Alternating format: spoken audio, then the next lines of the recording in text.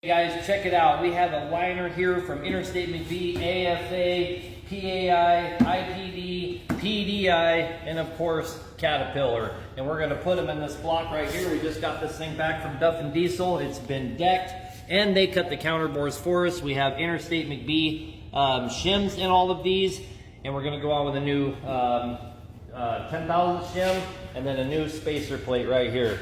We're going to throw all these in here. Let's do it.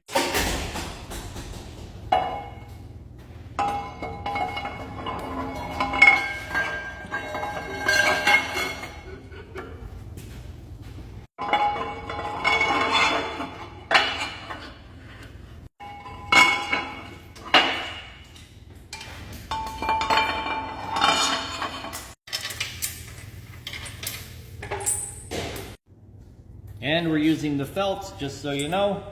Every one of them's got the felt underneath it.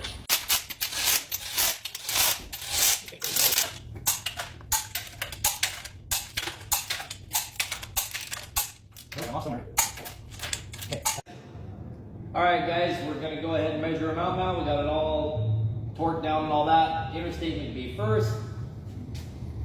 We have 5, as you can see. And then we have AFA. Also 5, PAI, also 5, IPD,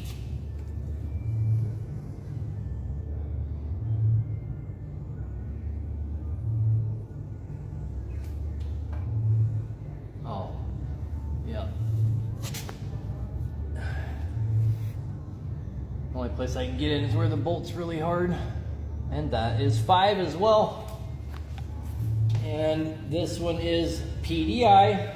This is the new liner that's out from PDI.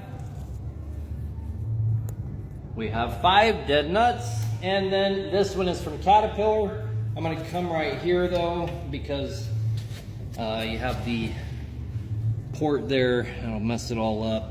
Let me come to this side. Sorry guys, here we go. And we have exactly 5.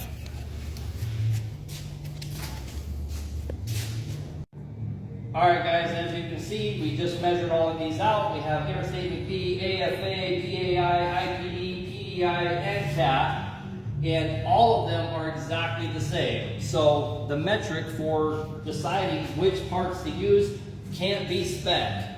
They're all within spec. They're always going to be. Obviously, there could be the occasional thing, but it's always a one-off. It's never the norm. They're all going to be within spec. Otherwise, they wouldn't be on the market, right? So that can't be our deciding factor. As you can see, they're all the same. They're all quality. So you have to look further than that. I can give you a good example of looking further than that. You can go and look what CAT fails at in its Rockwell testing. The liner flange on the CAT liner fails at about between 162 and 163,000 foot-pounds of pressure. This liner flange fails.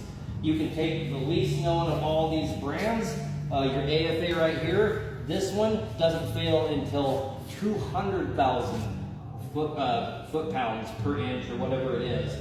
This one fails much sooner than this one, and this is the least known brand. What do you think the quality of all these other ones are? Of course, they have to beat the OEM, right? They have to have that bragging right. So all of these are quality products, right? So the only real thing that you have to look at is what can make one better than the other. It's really going to be what kind of longevity is it going to get? What does our metallurgy look like? How does it test out with its Rockwell harness? All of those factors. Well, we already see this one here beats this one by a mile, right? So I make the claim that aftermarket parts are better. I mean, everybody knows the heads are better and all of that. But so, you know, that's where our focus is. With our own parts, of course, is how do we acquire a product line here that obviously meets the obvious requirement. They're gonna be the spec. I just showed you, that's obviously the norm. That can't be the standard because it's the norm. So what is the standard? The standard is gonna be, what is this break at? Well, I bet you every one of these probably beats it, right? Because they know they need to raise the bar. So that's what we're looking at with our own stuff, is what does our metallurgy look like? What kind of longevity are you gonna get out of it? That's where the real focus needs to be. I would have no qualms about using any of these in this engine. Just want to put that out there. Have a good night, guys.